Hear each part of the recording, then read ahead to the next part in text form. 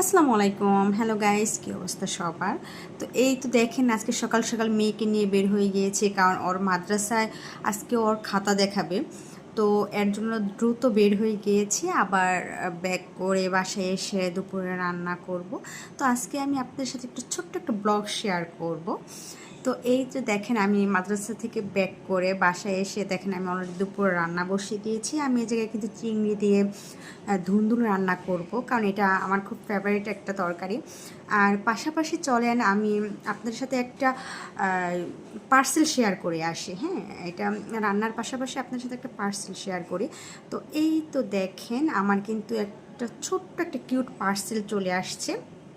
তো এটা হচ্ছে আমি ওপেন করার পরে দেখলাম যে এটাতে আসলে উডেনের একটা ক্যাপ আছে, আর হচ্ছে আপনার উডেনের হচ্ছে নিচে মানে রাখার জন্য একটা সুন্দর একটা পট করে দিয়েছে, আর হচ্ছে কাচের একটা জার।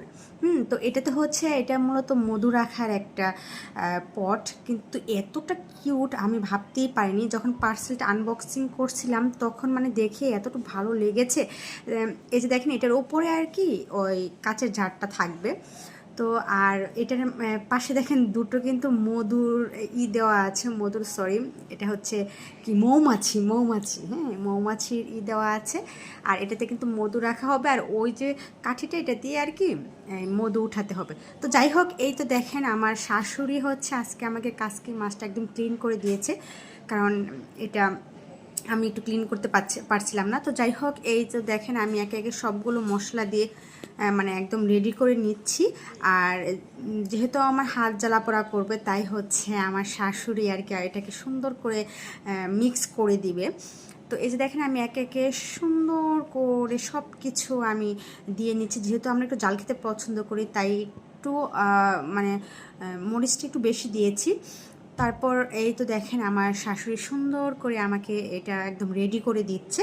দেন আমি শুধু চুলার উপরে বসিয়ে দিব। আর আসলে শাশুড়ি যারা আছেন তারা তো অনেক আগের যুগের মানুষ, তারা কিন্তু অনেক সুন্দর করে রান্না করতে পারেন। আর আমরা তো ইউটিউব দেখে দেখে আর কি শিখি যতটুকু পারি। তো যাই হোক, এই যে দেখেন সুন্দর করে মাখাচ্ছিলাম, কিন্তু আমার শাশুড়ি বলছিল একটু হলুদ নাকি কম হয়েছে, তাই আরেকটু হলুদ আমি দিয়ে নিলাম। এখন আমি এটাকে সুন্দর করে বসিয়ে দিব। আর এটা মানে রান্না করার পর এতটা টেস্টি হয়েছিল, মানে আমার শাশুড়ি বলছিল যে না, তুমি তো খুব ভালো রান্না করতে পারো, কিন্তু সব কিছু কিন্তু আমার শাশুড়ি করে দিয়েছে।